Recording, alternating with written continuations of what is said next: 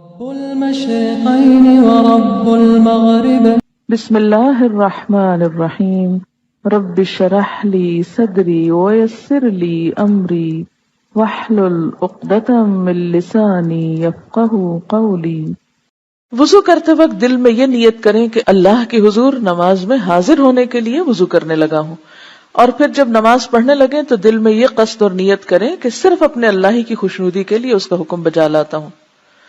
نیت چونکہ دل سے تعلق رکھتی ہے اس لیے زبان سے ادا کرنے کی ضرورت نہیں، اور نیت کا زبان سے ادا کرنا رسول اللہ صلی اللہ علیہ وسلم کی سنت اور صحابہ کرام کے عمل سے ثابت نہیں، یعنی ایسی کوئی دلیل ہمیں نہیں ملتی کہ آپ نے نیت پڑھی ہو۔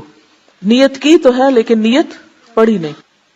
امام ابن تیمیہ رحمہ اللہ فرماتے ہیں کہ الفاظ سے نیت کرنا علماء مسلمین میں سے کسی کے نزدیک بھی مشروع نہیں۔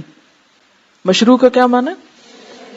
جی ہاں، شریعت میں نہیں۔ رسول اللہ صلی اللہ علیہ وسلم نے، آپ کے خلفاء اور دیگر صحابہ، اور نہ ہی اس امت کے سلف اور ائمہ میں سے کسی نے، یعنی بڑے بڑے علماء میں سے کسی نے الفاظ سے نیت نہیں کی۔ عبادات میں مثلاً وضو، غسل، نماز، روزہ اور زکوٰۃ وغیرہ میں جو نیت واجب ہے، بالاتفاق تمام ائمہ مسلمین کے نزدیک اس کی جگہ دل ہے۔ امام ابن حمام اور ابن قیم بھی اس کو بدعت کہتے ہیں۔